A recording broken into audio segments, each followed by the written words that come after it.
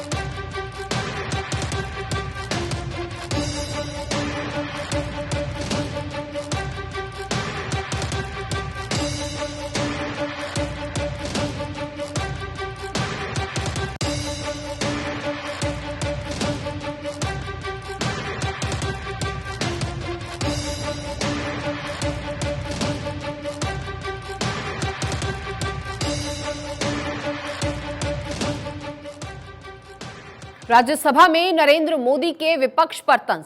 85 minute में मोदी ने विपक्ष गांधी परिवार को करारे जवाब दिए। 90 मिनट के भाषण में नरेंद्र मोदी के कांग्रेस को 11 जवाब। 60 साल में एक परिवार ने केवल गड्ढे ही गड्ढे किए। आर्थिक नीतियों की समझ नहीं, सत्ता का खेल जानते हैं। बार बार नकारे जाने पर भी कांग्रेस साजिश रच रही है। कांग्रेस ने 90 बार चुनी हुई राज्य सरकारें गिराई। कांग्रेस ने राजभवनों को पार्टी दफ्तर बनाया। 40 साल में गरीबी हटाने के लिए कुछ नहीं किया। किसानों का इस्तेमाल राजनीति के लिए किया। वोट बैंक नहीं तो नॉर्थ ईस्ट में बिजली नहीं पहुंची। वैज्ञानिकों को नीचा दिखाने की कोशिश की। पुराने सिस्टम से फायदा लेने वाले चिल्ला रहे, किसी चुनौती का स्थायी समाधान नहीं खोजा।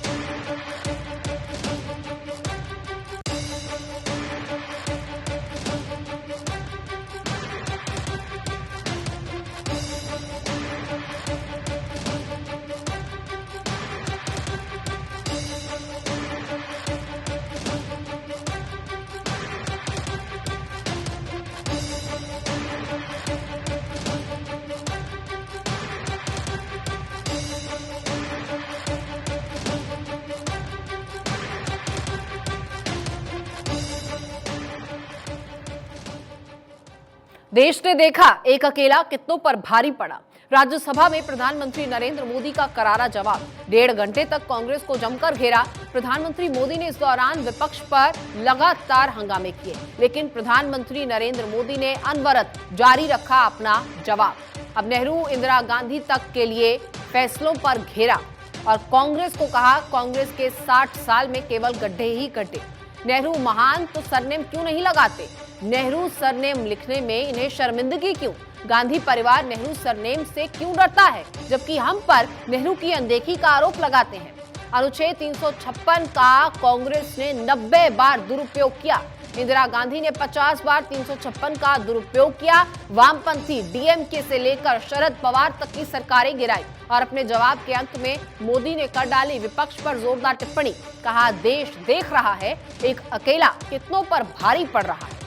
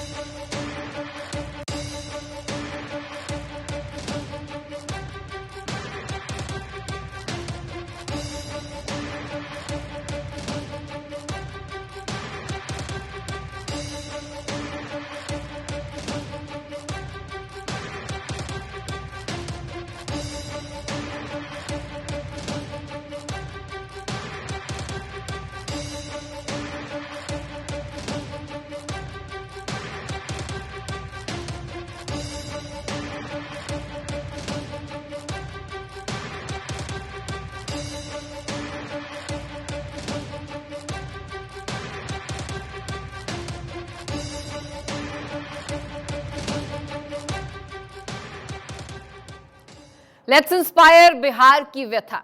बिहार के प्रेरणा स्रोत बन रहे अधिकारी इन दिनों दुखी, अपनी सीनियर महिला अधिकारी के व्यवहार से दुखी हैं। सीनियर महिला अधिकारी पर गाली गलौज, अभद्रता के आरोप है। परिवार की महिलाओं को संबोधित कर गाली गलौज के आरोप है। बिहार में पुलिस विभाग में तैनात हैं ये सीनियर आईपीएस और सोशल मीडिया पर लेट्स इंस्पायर बिहार से चर्चित हैं ये सीनियर आईपीएस। सोशल मीडिया पर इन अधिकारी ने लिखी है मन की व्यथा।